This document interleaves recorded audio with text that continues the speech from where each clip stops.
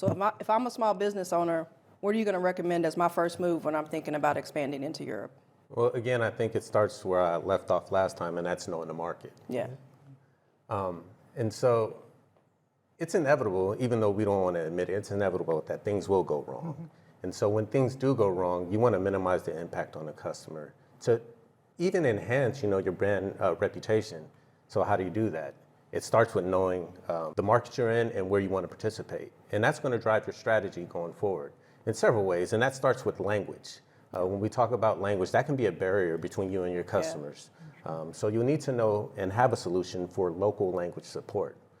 Beyond that, you also need to know how your customer will contact you. Will it be by phone? Will it be by email? Will it be by chat? Are you going to use a chat bot? Are you going to use all of these? Will it be in person? Regardless, you'll need to have a strategy that either incorporates technology, but definitely have the people to support that as well. Depending on your product, you also will need people to dispatch to location to your customer to fix their device. How are you going to get them their call? How are you going to get parts to them?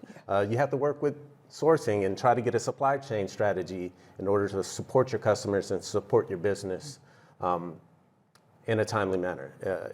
Timing is everything. You don't want a customer waiting a week until they get a part or until their device is fixed or whatever. And lastly, you'll need to look at your sales strategy. Are you going direct to customers from yourself? If that's the case, then you'll need a direct service strategy.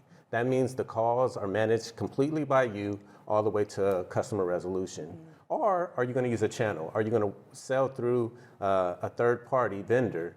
And if that's the case, then you're going to need an indirect service strategy. That means that you're helping that vendor to be able to service that device or that product. Or you could be like Lexmark. We do a little bit of both here. And so you'll need a mixture of both to have a direct and indirect service strategy.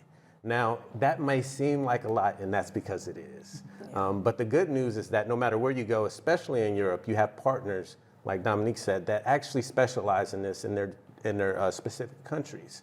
So echoing what Dominique said, partnerships are key, and especially when you start. So try to get integrated in those countries and try to figure out what partners you need to thrive in your business. Yeah.